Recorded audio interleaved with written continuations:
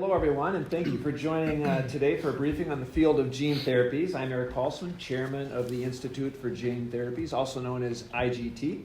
And it is great to be back here on Capitol Hill this afternoon. And I'm really glad that all of you have taken the time to learn more about this truly remarkable field and the role that public policy plays in its promise for patients. So to start off, let me provide you just a little bit of background on IGT. We were established 3 years ago, and our mission is advocating for a modernized regulatory and reimbursement framework that encourages the development of transformative gene therapies and promotes patient access. So the Institute is composed of 3 different councils that represent various stakeholder groups in this new frontier of medicine. We have the manufacturers of gene therapies, we have the patient and caregiver community, as well as the scientific and academic and medical side of the community as well. And so today our briefing is the first in a series that we plan to hold here on Capitol Hill, and I'm thrilled that you have the opportunity to hear from a panel of expert panelists and how gene therapies are already today changing the trajectory of a number of diseases, and then also what's in store in just the next few years ahead. And what unique and frankly disruptive nature that gene therapies means now from a policy standpoint, which is why you're here. So I'm excited to be joined by our panel of experts. First, we will have Dr. Sudha Sharma from the National Genome Center at Howard University Medical School right here in Washington. Dr. Sharma is also a member of IGT's Scientific, Academic, and Medical Advisory Council, which is chaired by my former colleague, Donna Christensen from the Virgin Islands, who's here today. Dr. Sharma is going to be providing you with a Gene Therapy 101, so she'll speak a little bit to the scientific component and the unique complexities around gene therapy that make these treatments very different from other pharmaceuticals or biologics. And then next we'll have an opportunity to hear from Nate Plasman, whose son, Andrew, has a rare disease and who has been part of a gene therapy clinical trial since back in 2019, which is currently now being reviewed by the FDA. And then last but not least, we have IGT's own Director of Policy, John Feore, who will touch on some of the policy implications of this field. And so with that, we'll start off, and I'm happy to turn it over to Dr. Sharma, who will share more about the science of gene therapies. Thank you, Erik. Good afternoon, everyone. I'll start by just reminding everyone simply that there is nothing more fundamental to life than the DNA, right? So just to review your or refresh your knowledge of DNA, a gene is a segment of DNA which codes for a specific proteins, and these are the instructions that allow the body to function properly. Each gene is located at a particular location in one of our 23 chromosomes. We have 2 sets of chromosomes, therefore we have 2 copies of every gene. We inherit one from each of our parent, and in turn we pass along 1 copy to our offspring. So it is the sequence in the DNA written in this combination of ATGC that actually instructs the cell to code for specific proteins that perform every essential function in a cell in our body. When this language, when the DNA sequence is misspelled or misread, it will cause genetic disease. It can cause genetic disease. Thankfully, not every misspelling or error causes a disease so far. Next slide. So to give you a context, there are more than 7,000 rare diseases known so far. And for about 80% of those rare diseases, we know the causative gene, we know the genetic defect. But for more than 90% of these rare genetic diseases, there is no FDA-approved treatment. Okay? And so, conceptually, the easiest way is or the most definitive way to correct these errors is to fix the faulty gene. So in a nutshell, that is what, or conceptually, that's what gene therapy is. It's trying to correct the faulty gene, faulty DNA. Next slide, please. So how do these gene therapies work? And how are they different from the conventional therapies, right? So in comparison to the drugs and small molecule targeted therapies, these are one-time treatment because the goal is to treat the causative error so that that piece of gene can now code for the correct protein and cure the disease or reverse the disease, right? So this is a logical way to cure these rare monogenic diseases. Monogenic, as the name suggests, is the error is in one gene, right? So those are the simplest to start out with. And there is a vast, vast number of those genes, right? So each single gene can be theoretically treated by importing the correct gene. So that's the idea, and that's what actually happens. So to deliver this functional gene now, we call it functional because once the DNA sequence is changed, so the erroneous protein is being formed, and sometimes the gene is not functional at all. So this corrected gene now can be delivered to these affected cells, and these cells, disease cells, can now be producing this functional gene, and cure the disease. So as simple as it sounds, it is still quite complex, right? And there are many challenges that still persist, but simply, next please. So the way gene therapies work, there are three sort of components to it. So the first thing we need, or they involve, is the correct gene, called transgene, right? So we need to have correct gene that we can do by genetic engineering in labs, right? So we have the technologies, and that's what is done. Then we need a means to transport the correct gene to the affected cells inside the body. So that is the vehicle or vector. And we use, most commonly used vehicles are these viruses.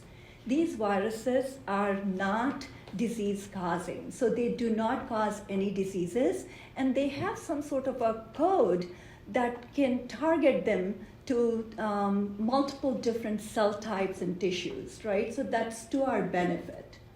And then each of these corrected genes should have a promoter that kind of drive them to the correct spot, correct cell, correct tissue, and it allows the gene expression. So sort of engine of the car and GPS taken together.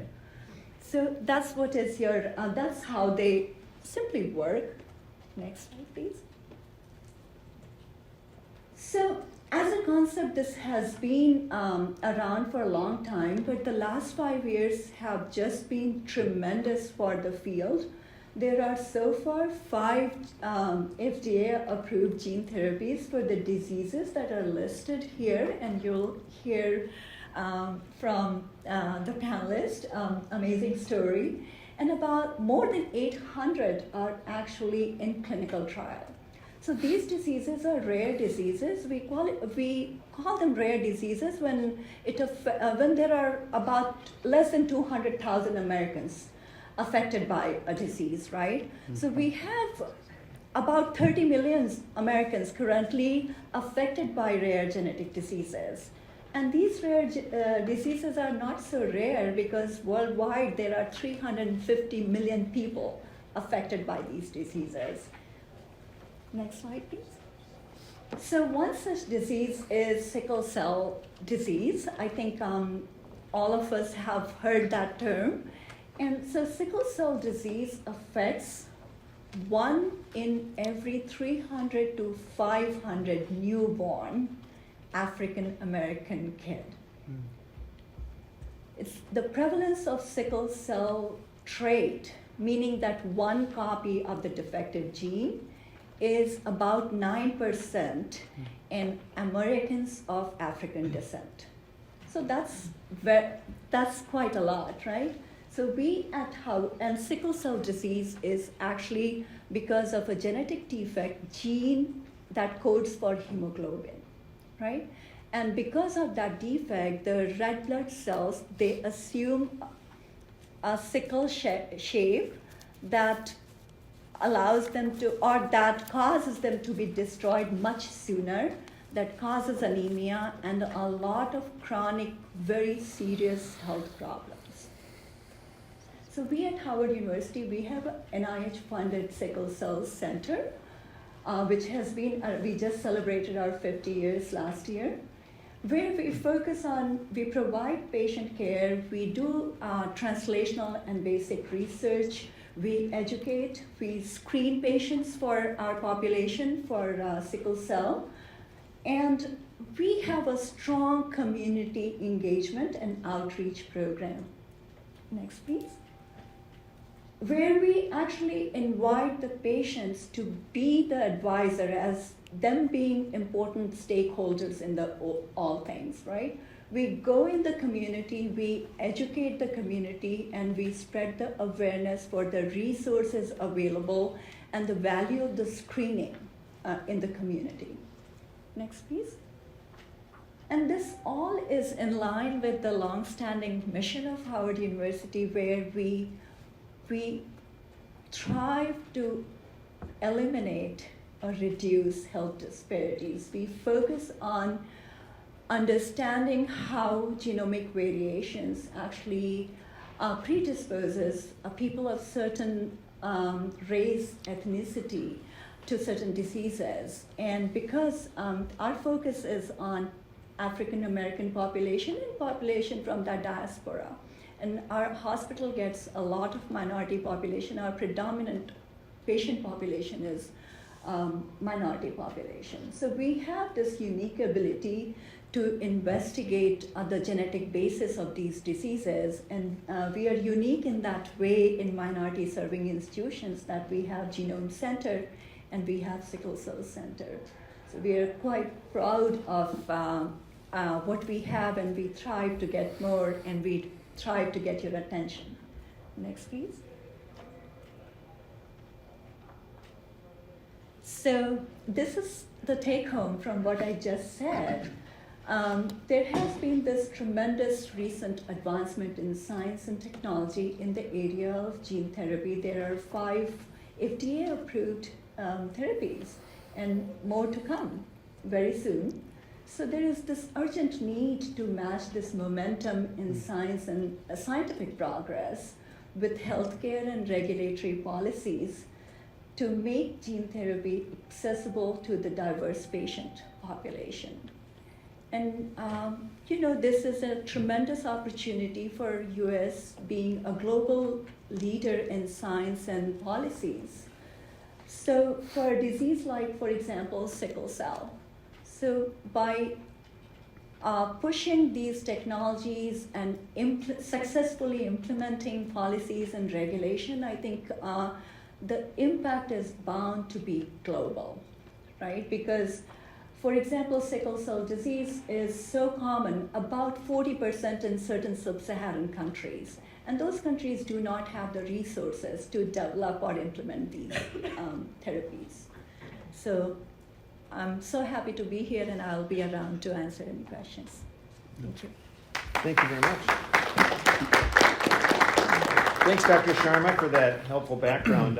As you mentioned, the science obviously is fascinating, and decades of work obviously has gone getting us to where we are today with that type of science. 5 approved gene therapies by the FDA right now, many more on the horizon, many also in the near term, and we know how important it is to talk about the impact of science on people and patients, and so that's why we have our next panelist today. So maybe we can turn it over to Nate Plasman, who can share his personal experiences with his family and provide that anecdotal story. I think you'll have a... Absolutely. Chairman used the term expert very loosely. This is kind of a surreal moment for me. Growing up, I wasn't much of a science student. I mentioned to Doctor that the highest level of academic training, I think, was like a community college biology class. So by no means am I an expert, but I'm from Chicago, suburban Chicago, about 15 miles straight west of the Loop. And my wife, Sarah, and I have been married for, it'll be 19 years in August.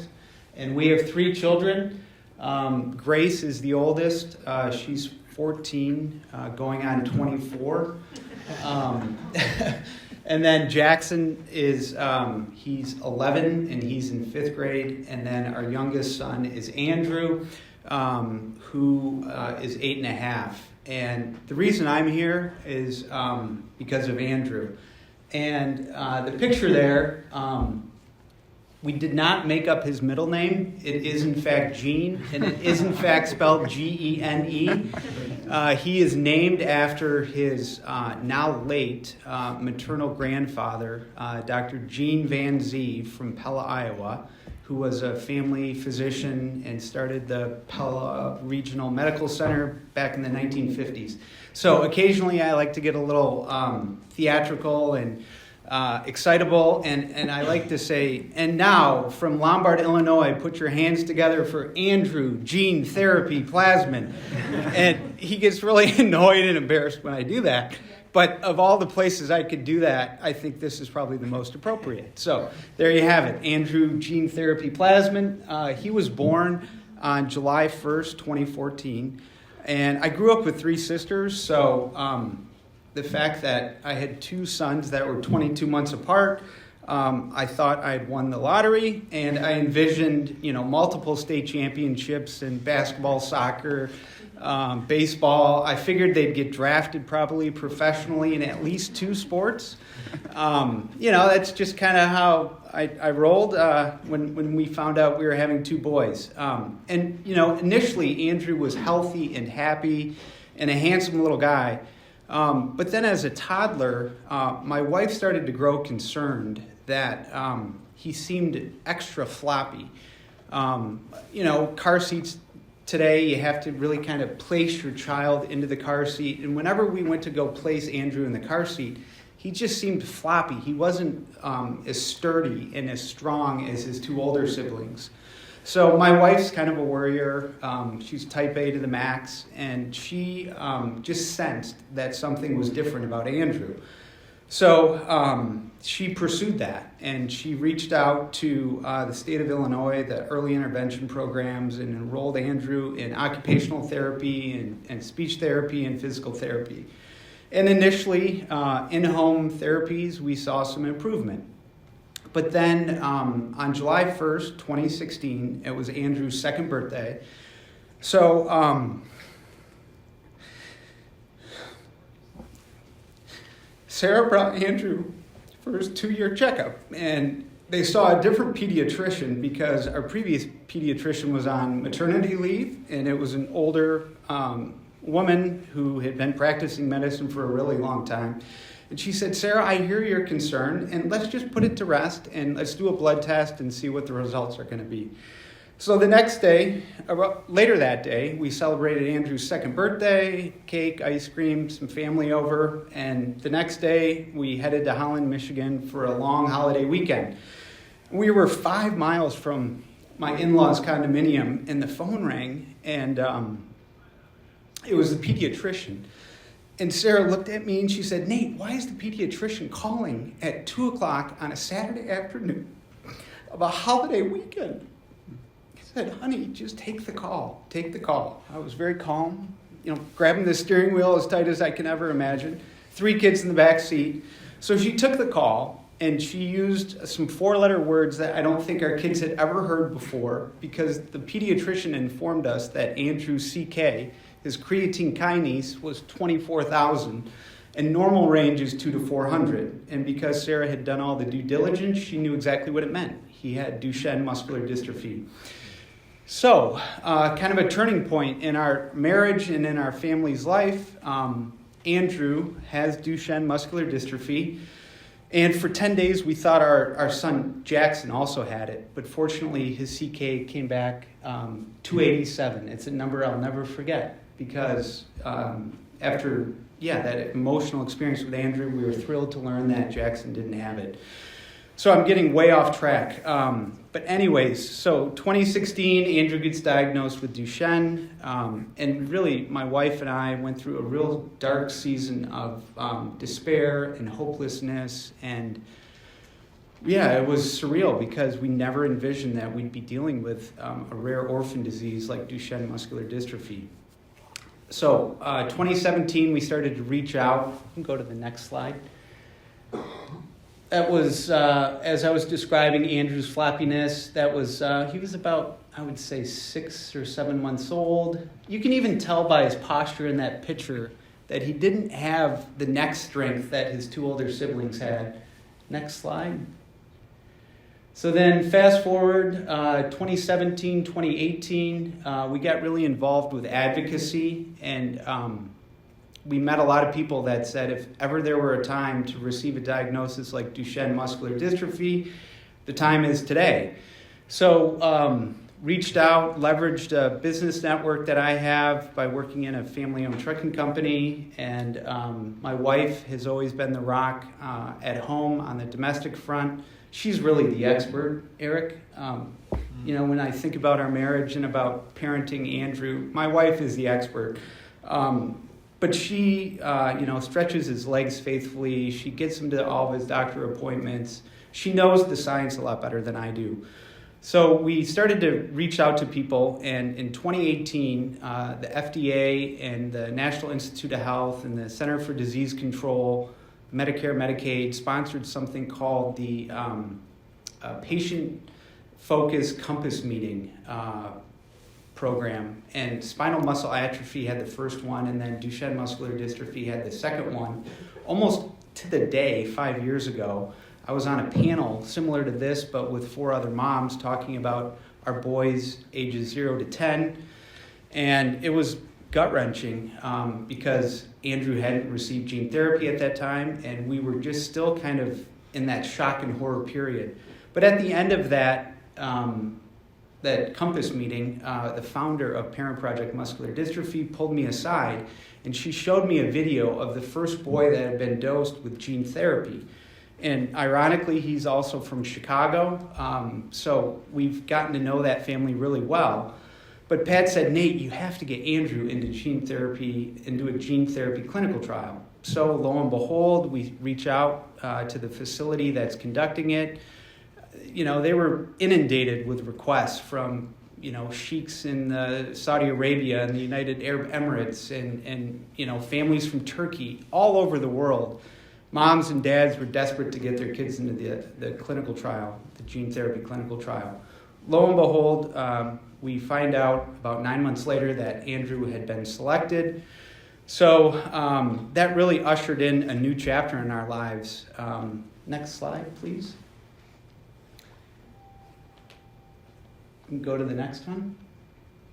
So that's Andrew, January of 2019, totally oblivious to the magnitude and the opportunity that he had been blessed with. He was more concerned about Paw Patrol YouTube videos than, cooperating and recognizing the magnitude of what was about to happen. The amazing thing about gene therapy is it's one treatment. It's a 90-minute IV, at least in Andrew's case it was.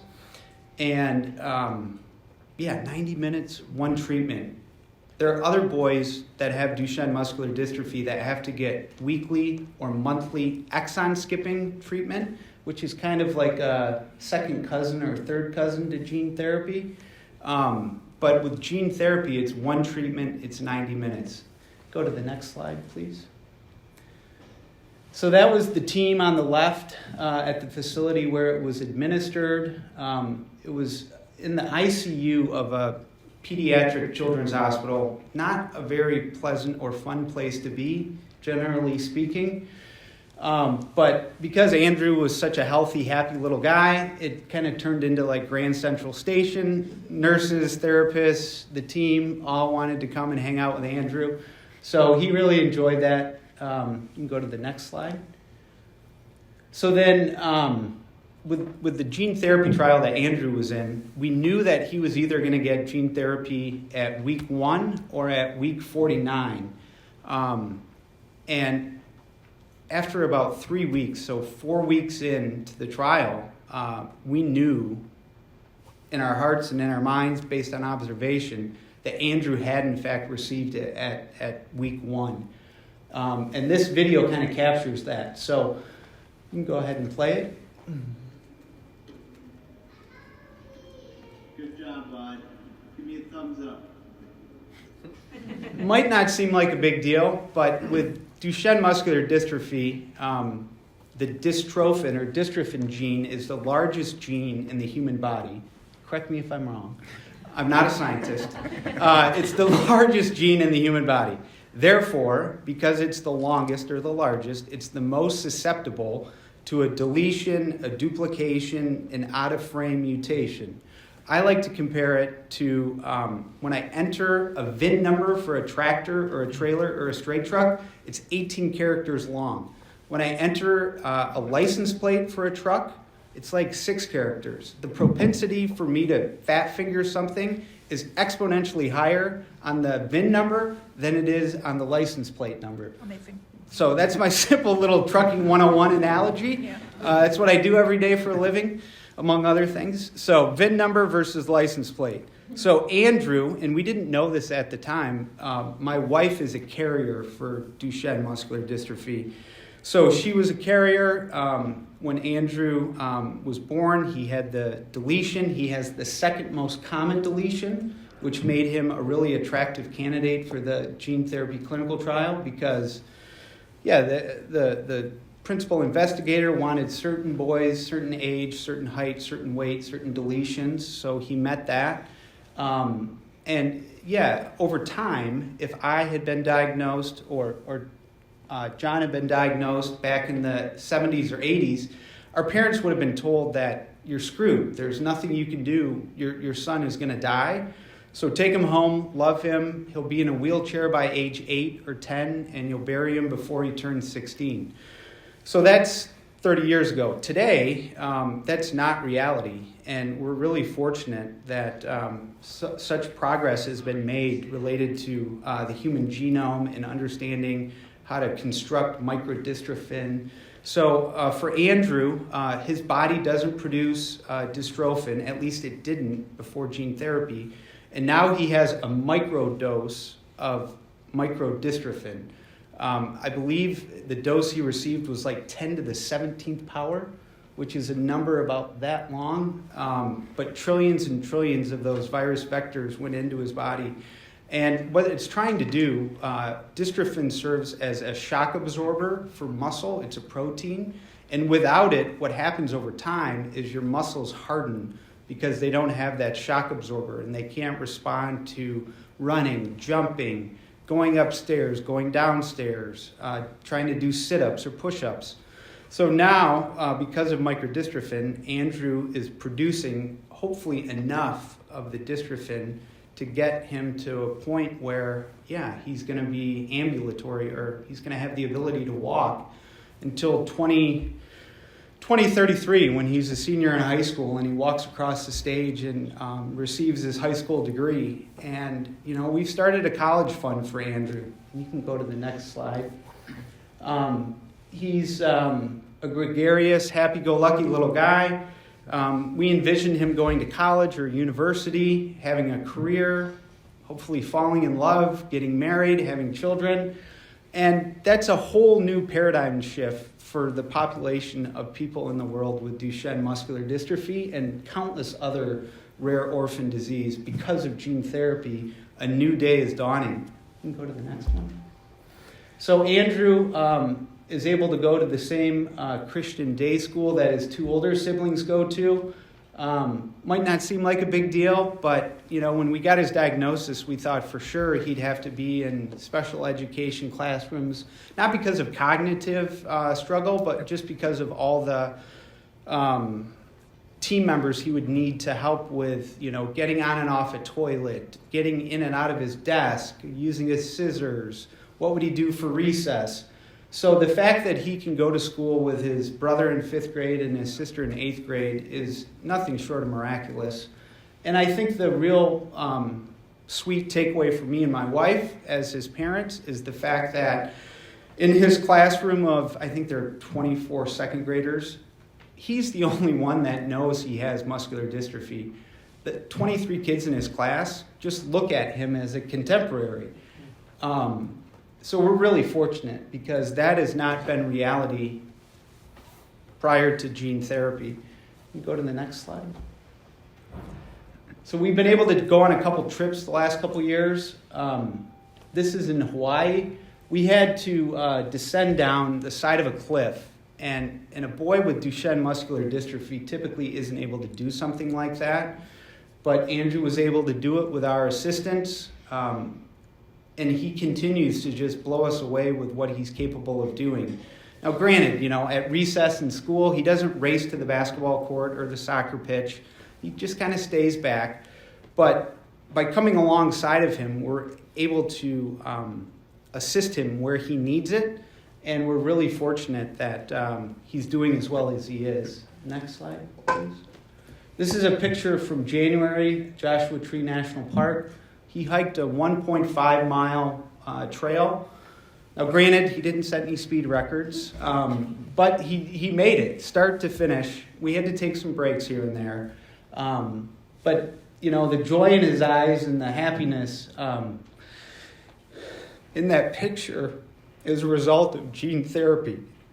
So, we're forever grateful for the opportunity we've been blessed with and for the opportunity to share our story. A new day is dawning in science, and our son Andrew is proof of that. Wow.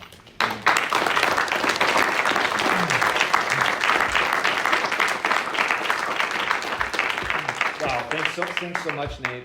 We are especially grateful that you were able to introduce us to Andrew and then share your family's personal experience. And really, it's about understanding how medical technology is benefiting so many families such as yours, which kind of brings us to our next panelist, actually, who now gets to talk a little bit about the policy side of things and why there need to be some changes and adjustments to making sure that other patients and families are going to be able to benefit from the science that is coming online very, very soon, so the healthcare system is prepared for gene therapies. So let's turn it over now to IGT's John Feore, who is our policy director. Thank you very much. Thank you for the panelists. Policy not quite as exciting or emotional of a discussion, but we have to have it nonetheless, especially with everyone here working in these buildings. So just want to touch base on a couple issues. First being the FDA and funding, particularly the Center for Biologics Evaluation and Research, also known as CBER, which is evaluating all of these gene therapies.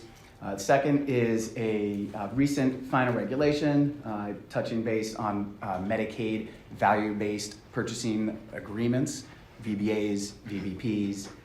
There's a lot of different acronyms for these, which you'll get to learn.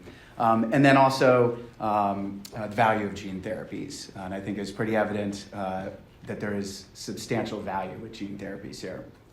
So really briefly, FDA, CBER, they are starting with a deficit of funding and resources and staff. They're trying to hire staff as quickly as they can. Think of the complexity of changing a genetic makeup or a faulty gene. It takes a lot of resources to make sure that the gene therapies that are reaching patients are safe and effective. And it's important that we understand as policymakers generally here in the DC area that FDA, that CBER has to have the resources. There are 800 gene therapies in trial right now. We have 5 that are approved. We expect more approvals soon. And the number of gene therapies that hopefully will be approved will continue to increase at an exponential pace. So very important that FDA has the resources to safely and quickly review these applications for approval. Secondly, last July, a new program or a new option was available for Medicaid, and that is a value-based purchasing or VBP arrangements. What a final regulation did, this is a rule that was from the previous administration, that was reviewed and ultimately approved by the current administration. We don't often get bipartisan agreement on healthcare in this nation, so gene therapies, we hope, is an area that bucks the trend in terms of healthcare policy. This rule provides an option for states to be able to enter into VBAs with manufacturers. It's a way of avoiding some of the complexities, not avoiding, a way of allowing the complexities of the Medicaid drug rebate program to continue in operation and allow manufacturers and states to look at a particular outcome and a way of applying an outcomes-based payment to the cost of a gene therapy. What we're hoping, there hasn't been any official announcements yet of one of these agreements coming into place. We're hoping that as states get a little more comfortable with gene therapies, with these transformative therapies, that they will look to partner with manufacturers. Many of our members are manufacturers. Many of them are here today. We're looking at this as a partnership, and we just want to make sure that these VBAs can get off the ground. There is an effort, since this is a regulation, as you're aware, a subsequent administration could pull back on this program, which we hope wouldn't happen. So what we're looking for is support for legislative efforts to codify this regulation. The MVP Act, which was introduced in the last Congress, would do so, which would ensure that these protections remain in place. We're working with Hill allies and hoping that a House bill will be reintroduced now that we're in a new Congress, and that a Senate Senate companion bill will be introduced as well.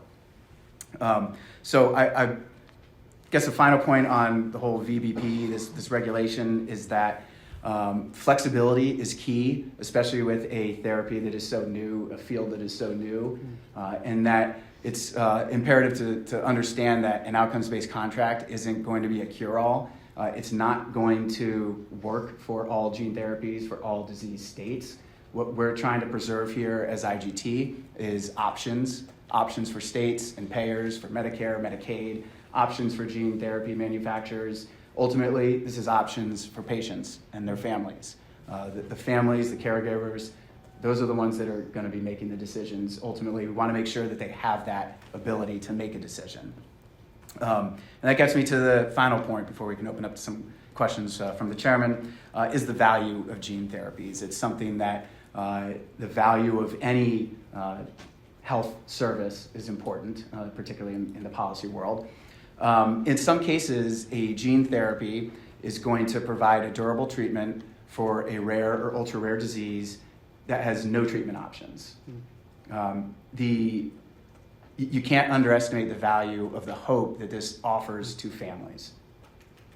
In other cases, the gene therapy may provide an alternative treatment option to diseases that have lifelong, burdensome, and often painful daily, weekly, monthly, yearly treatment options. So gene therapies may be the only treatment we have, or they may be a far substantially improved treatment. And so when we think of the value of gene therapies, it goes beyond the savings to the healthcare system. Many gene therapies are treating diseases or will be treating diseases like sickle cell whose patients have experienced a lifetime of health inequities and disparities. We believe that gene therapies will offer an improvement on racial health inequities and disparities in many cases.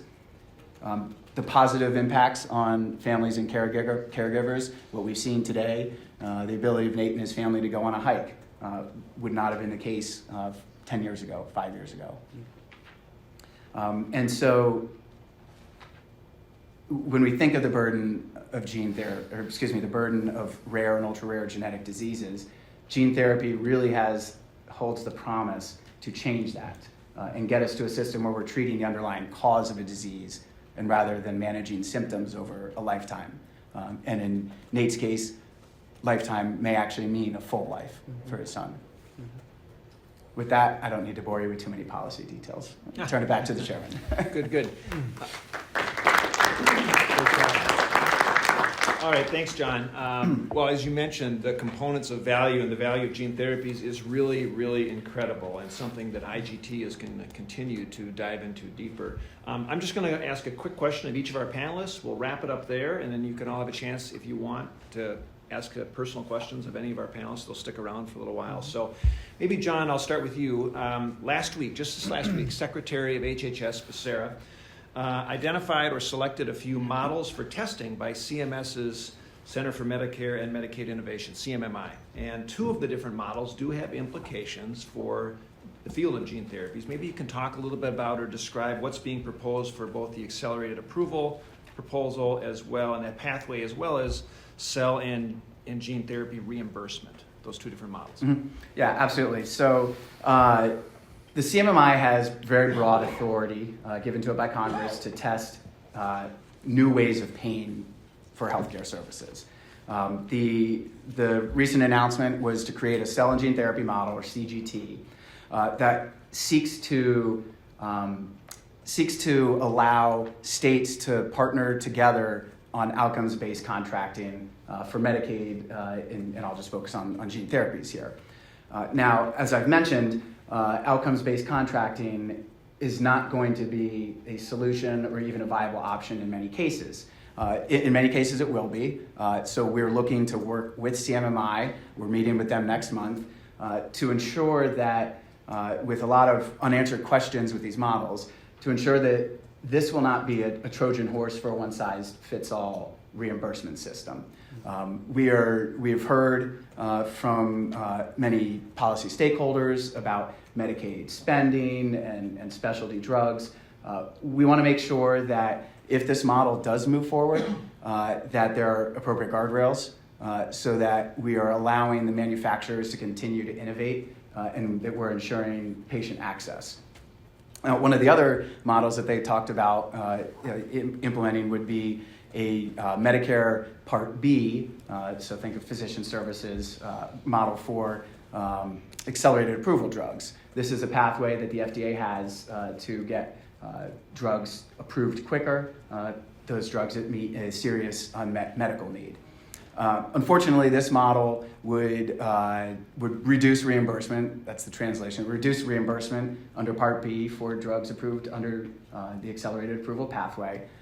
For us, that's a non-starter. We've already opposed efforts to allow CMS to relitigate FDA's statutory authority over approving drugs. They shouldn't be in that business. They are a payer. They should be focused on pain and allowing patients to access these drugs. But I mentioned we're going to be meeting with CMMI next month.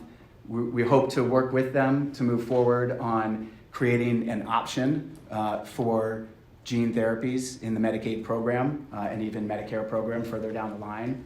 It's important that we have these conversations early.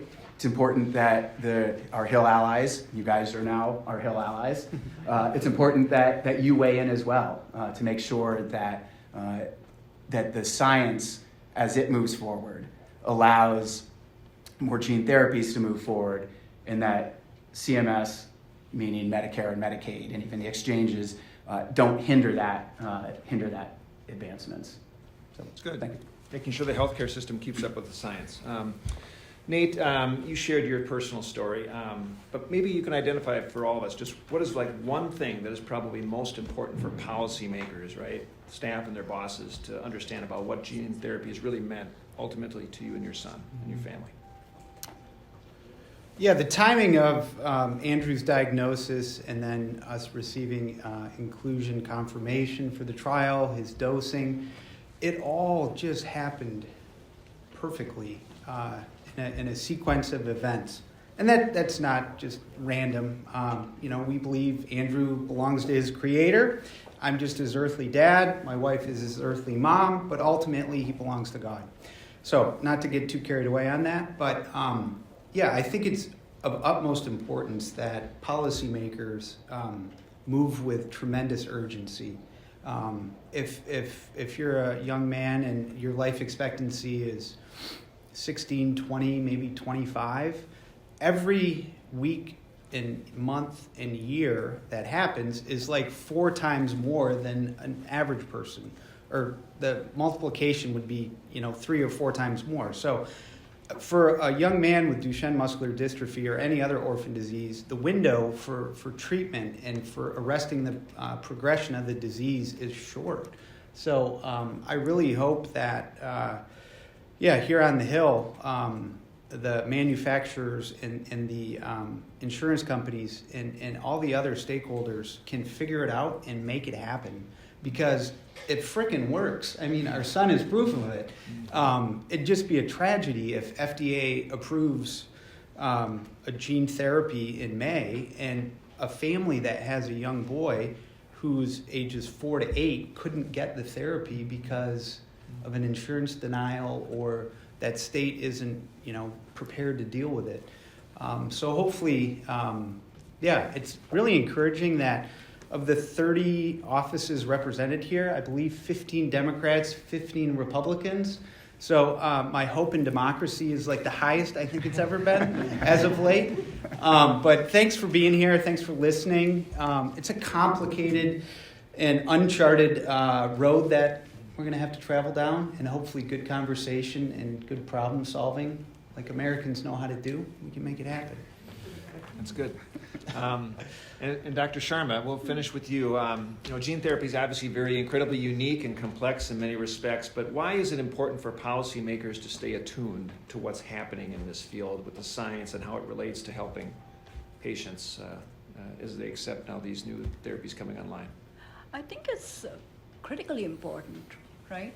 I think it's important for the policymakers to know the nitty-gritty of the progress the science is making and the challenges that we are running into while we are trying to make that progress, right?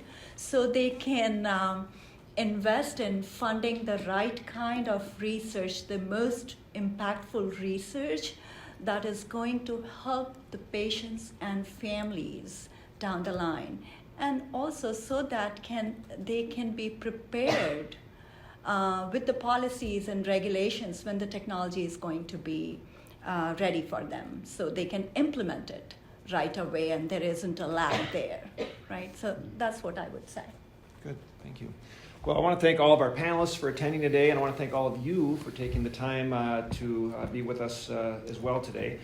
We will continue to have this conversation with other briefings with you in your offices over the course of the next few months about access and affordability issues that you're all going to be working on. Our panelists will be around for questions if you want to come up and just chat with them. And you can obviously learn more about IGT and the work we're doing by visiting our website at gene-therapies.org, and don't hesitate to reach out to any of us or our staff. We'll be around as well at any time if we can be helpful. Thank you very much for attending.